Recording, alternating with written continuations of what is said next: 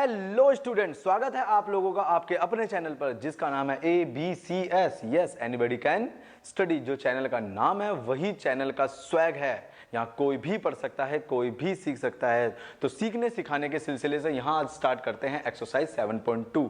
इससे पहले मैंने 7.1 का इंट्रो क्लास मैंने अपलोड किया था। आप लोगों ने वो वीडियो नहीं देखी तो जरूर जाकर देखें। आई पोल पर आप क्लिक कीजिए और जाइए आराम से उस वीडियो को देखिए। 7.1 एक्सरसाइज को कंप्लीट करिए, फिर आते हैं 7.2 पर। आइए 7.2 जो एक्सरसाइज है वो टोटल बेस्ड सेक्शन फॉर्मूले पे है, वो भी मैंने उस वीडियो में आपको बताया था। सेक्शन फॉर्मूले के बारे में समझते हैं सबसे पहले। आइए, सेक्शन फॉर्मूला, एक लाइन, ये A और ये B, ये दो पॉइंट्स मींस आपके दो कोऑर्डिनेट्स x1 y1 x2 और y2। इस लाइन को किसी एक पॉइंट पर हम इसे तोड़ देते हैं, ब्रेक कर देते हैं। तो चलिए हम इसको ब्रेक कर देते हैं। अब जिस पॉइंट पर मैं इसे ब्रेक करूंगा उस पॉइंट को मैंने नाम दे दिया x और y। x और y, x1 y1 हमारा फर्स्ट कोऑर्डिनेट है, x2 y2 हमारा सेकंड कोऑर्डिनेट है, एंड x और y हमारा सेक्शन पॉइंट है। सेक्शन पॉइंट जिस पॉइंट से मैंने उस लाइन को ब्रेक किया हुआ है, तोड़ा है। अब जिस लाइन से मैंने यहां से यहां और यहां से यहां दो पार्ट्स में से डिवाइड किया, इस फर्स्ट एंड सेकंड पार्ट को मैं m और n से डिनोट कर देता हूं। अब यहां पर बात आती है ये m और n क्या है। तो m और n ये एक रेशो है, जिस रेशो में मैंने एक लाइन को डिवाइड किया हुआ है, जिस रेशो में। तो चलिए अब हमारे पास टोटल चार चीजें आ जाती हैं। सबसे नंबर 1 फर्स्ट हमारे पास आता है फर्स्ट कोऑर्डिनेट x1 y1।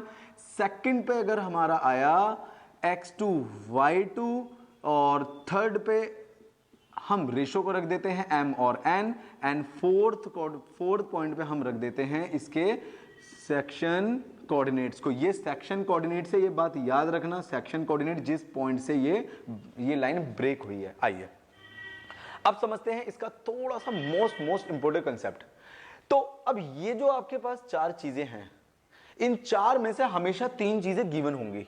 कोई भी तीन हो सकती हैं, ये हो सकता है, ये हो सकता है, ये या ये हो सकता है। कोई भी तीन चीजें हो सकती हैं। तीन है और चौथे को फाइंड कर दो। अगर ये तीन है तो चौथे को फाइंड कर दो। अगर ये तीन है, ये दो और ये, और तो चौथे को फाइंड कर दो। यानी कि इनडायरेक्टली अगर मैं बताऊं आपको तो तीन किस कोई भी चीज अगर गिवन हो तो हम फोर्थ को हमें फाइंड करना होता है। ये इसका एक सबसे first and most important concept है। सबसे पहली बात आती है। चलिए तो एक बार स्टार्ट करते हैं, क्वेश्चन को समझते हैं। और उससे पहले एक बार मैं फॉर्मूले को भी समझा देता हूं। फॉर्मूला किस तरीके से होता है। जो ये आपका m है, ये आपका इस कोऑर्डिनेट से रिलेट करेगा। यानी कि जो m होगा इस पॉइंट के इधर वाला, वो उस x जो उधर के कोऑर्डिनेट से रिलेट करेगा। अब रिलेशन क्या बनेगा वो भी मैं बनाता हूं, देखिए। और ये वाला जो है इधर का जो पॉइंट होगा रेशो का, वो इस x1 और y1 से रिलेशन बनाएगा। चलिए कैसे करता है। अब हमें फाइंड करना है सेक्शन पॉइंट। तो सेक्शन पॉइंट आपका होगा x इजिकल टू m, जो अब m का रिलेशन किसके साथ, x2 y2 के साथ। तो आइए पुट कर देते हैं x2 y2, m x2 plus n x1 divide by m plus और n। ये देखिए आप, ये था फॉर्मूला। अब फॉर्मूला कैसे बना। अब हमें मालूम है कि m का है जो x2 के साथ और n का है x1 के साथ, क्योंकि n का रिलेशन आपका फर्स्ट कोऑर्डिनेट के साथ है और m का रिलेशन सेकंड कोऑर्डिनेट के साथ है। सेकंड पॉइंट याद रखिएगा।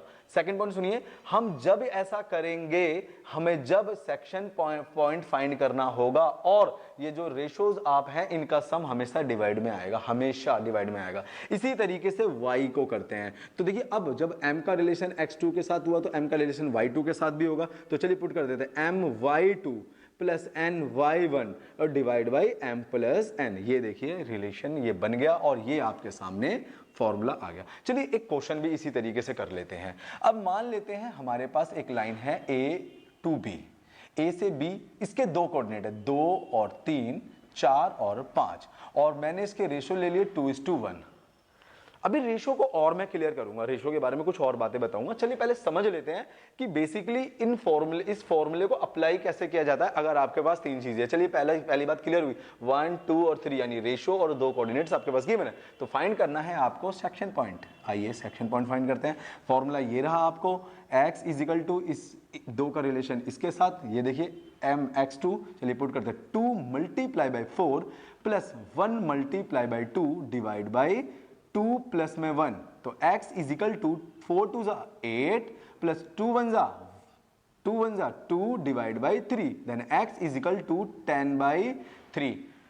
आंसर आपका फ्रैक्शन में है, डोंट वरी, फ्रैक्शन में आ सकता है, कोई प्रॉब्लम नहीं है, कोई भी प्रॉब्लम नहीं है, बट आंसर आपको मोस्टली फ्रैक्शन में दिखाना है, इसको पॉइंट में शो नहीं करना होता, आपको डिवाइड करके पॉइंट में 3.3 मत दिखाइए, आप ऐसे शो करिए। चलिए इसी तरीके से y का भी एक बार फाइंड कर लेते हैं। y का फॉर्मूला क्या था, my2 plus ny1 divide by m plus में n। चलिए m यानी कि 2 मल्टीप्लाई y2 की value 5 plus n1 multiply by y1 की वैल्यू 3 डिवाइड बाई 2 प्लस 1 जो रेशियो है उसका sum, y is equal to 2 5 जा 10 प्लस 1 3 जा 3 divide by 3 is equal to 13 by 3, ये 13 बाई 3, ये आ गया आंसर। तो देखिए x और y यानी कि आपके x और y जो कोऑर्डिनेट थे सेक्शन पॉइंट के, उसका जो कोऑर्डिनेट आया 10 बाई 3 एंड 13 बाई 3, ये देखिए कोऑर्डिनेट आपका फाइंड होगा। लास्ट में आपको कोऑर्डिनेट में ही शो करना है इसका आंसर, आपको सेपरेट शो नहीं करना, जैसे x की वैल्यू ये और y की वैल्यू ये आई,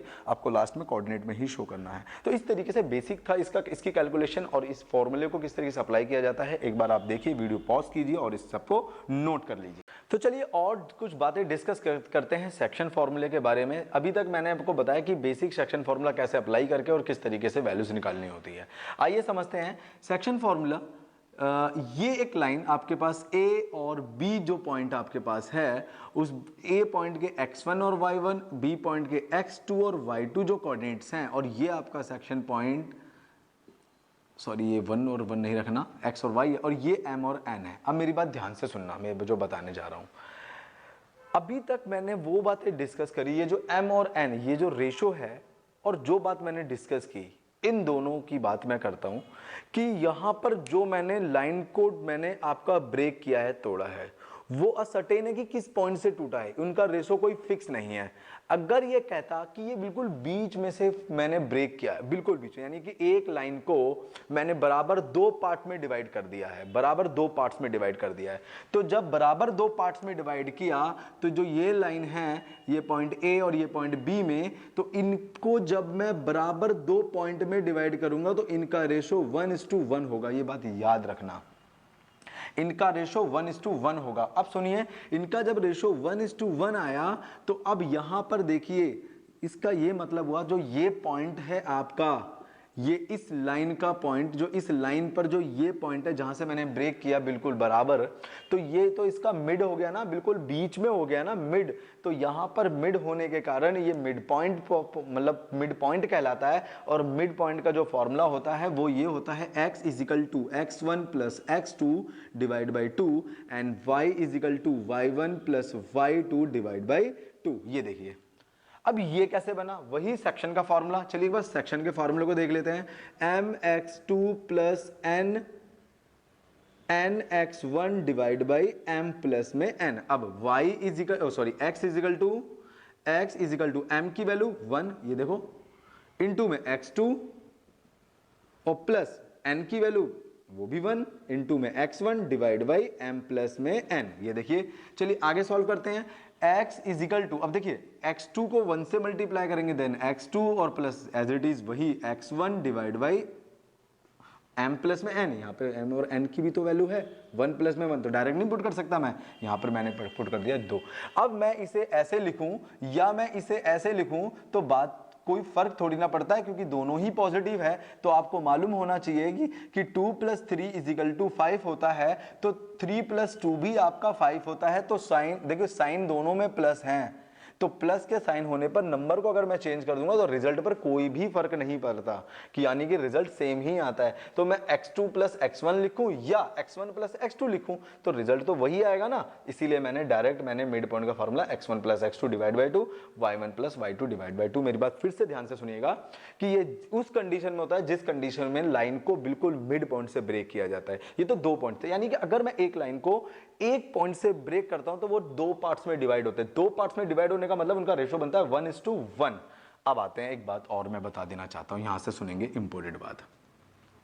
अब यही एक लाइन है A और B, और इस लाइन को अगर मैंने तीन बराबर भागों में डिवाइड कर दिया, यानी कि अगर 3 इक्वल पार्ट्स में अगर मैं डिवाइड करता हूं तो इनका रेशो क्या बनता है। तो 3 इक्वल में पार्ट्स में डिवाइड करूंगा तो भी इसका रेशो 1:1:1 आएगा।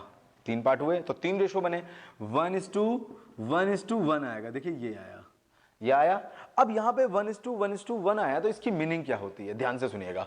अब ये जो आपका ए था ये है आपका x1 और y1, और ये जो b था ये था आपका x2 और ये y2। अब x1 और y1, x2 और y2 यहां पर जो ये दोनों दिख रहे हैं, अब मुझे इस वाले वैल्यू को फाइंड करना है, यानी कि मुझे ये सेक्शन पॉइंट चाहिए। अब इस सेक्शन पॉइंट के लिए इसका मतलब ये हुआ कि ये यहां से ब्रेक हुआ है। अब यहां से ब्रेक होने का मतलब हुआ थोड़ी देर के लिए इसे भूल जाते हैं, तो 1 + 1 जो हुआ होगा वो बना होगा आपका 2, और वो आपका जो इतना पार्ट होगा वो होगा 1, क्योंकि जब मैंने यहां से ब्रेक किया होगा तो जो आपका 1 और 1 होगा ये पूरा यहां से यहां तक क्या होगा 2 होगा। तो आपका रेशो मिल गया, यानी m की वैल्यू आपके पास आ गई 1 और n की वैल्यू आपके पास आ गई 2। तो रेशो क्या होता है अगर हम 3 पार्ट्स में डिवाइड करते हैं और मुझे एक कोऑर्डिनेट में मुझे वो चाहिए होता है, फर्स्ट कोऑर्डिनेट चाहिए होता है इसका जहां पे वो पहले वो उसने सेक्शन किया होगा, डिवाइड किया होगा, तो उसके लिए रेशो बनेगा 1:2। अब आते हैं, ध्यान से सुनिए। अगर मैं कहता हूं कि मुझे ये ना चाहिए, मुझे ये चाहिए, ये नहीं चाहिए इस बार मुझे ये वाला सेक्शन पॉइंट चाहिए, ये वाला, तो देखिए अब मैंने क्या बताया था आपको कि ये 1 और 1 यानी तीनों इक्वल पार्ट्स में डिवाइड हुआ। अगर मुझे ये 1 चाहिए तो मुझे यहां से लेकर यहां तक तो एक सिंगल चाहिए, तो सिंगल के लिए इसकी वैल्यू हो गई 2, इसकी वैल्यू हो गई 1। तो देखिए इस कोऑर्डिनेट को फाइंड करने के लिए रेशो बनता है 2:1 और इस कोऑर्डिनेट को फाइंड करने के लिए रेशो बनता है 1:2। क्लियर? तो इस तरीके से अब रेशो आपके पास हो गया, आपके पास 2 कोऑर्डिनेट्स हो गए और लास्ट आपको सेक्शन पॉइंट फाइंड करना है। मैं बोल भी रहा हूं कि आपको जो फाइंड करना है वो ये सेक्शन पॉइंट फाइंड करना है। तो आपके पास रेशो हो गया 2:1 और वो आपके पास जो कोऑर्डिनेट्स है x1 और y1। ये आपके बुक का क्वेश्चन नंबर फॉर सेकंड है। एक बार देखिएगा एनसीईआरटी में और सॉल्व कीजिएगा। कोई भी प्रॉब्लम अगर होती है, अगर वो नहीं सॉल्व होता, कुछ प्रॉब्लम आती है आपके पास, तो कमेंट बॉक्स में आप मुझे जरूर बताइएगा। क्लियर? समझ लीजिए इसे एक बार। आइए यहां से स्टार्ट करते हैं एक और क्वेश्चन को समझना। क्वेश्चन आपके एनसीईआरटी का है। देखिए क्वेश्चन ये रहा, find the ratio in which the line segment joining the points -3, 10, 6, -8 and -1 and 6। देखिए ये क्वेश्चन है। अब देखो इसको क्या करना है, हमारे पास हमें इसमें रेशो फाइंड करना है। अब रेशो जो है ए और बी, हम सबसे पहले इसे मान लेते हैं, और एक आपको ये पॉइंट दे रखा है -1 और 6, यानी कि इस बार सेक्शन पॉइंट दे रखा है, और ये है आपका -3 एंड 10 और ये है 6 एंड -8। ये देखिए ये 3 पॉइंट्स। अब आपको रेशो फाइंड करना है m और n।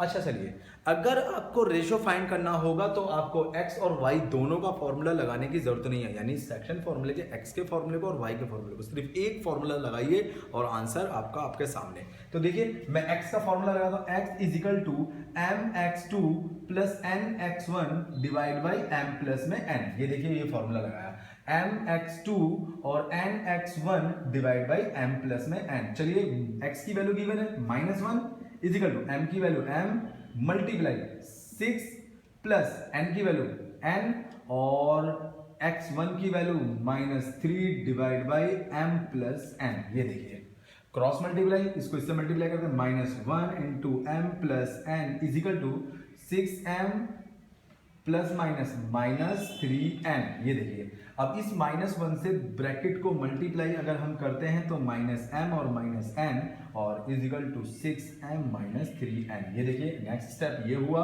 इसका नेक्स्ट स्टेप चलते हैं। अब जो ये m है इसको m के पास ले जाइए और n को n के पास, इसका साइड चेंज करेंगे तो ये आएगा 3n - n = 6m, और इसको उधर ले जाते हैं तो -m, सॉरी माइनस उधर जाएगा तो +m। अब आइए आगे चलते हैं। 3 - 1 2n = 6 + 1 7m। क्लियर? चलिए m इसको n को इसके नीचे ले जाइए, 2 को इसके नीचे ले जाइए, 2 divide by 7 = m divide by n। Then ratio आपका फाइंड हो चुका, m/n = 2:7। ये क्वेश्चन एनसीईआरटी का था। मैंने सिर्फ एक ही फॉर्मूला अप्लाई किया x का और वैल्यू आपके सामने, यही हमारा टारगेट था, हमें रेशो फाइंड करना था। क्लियर? इस तरीके से सॉल्व किया जाता है रेशो।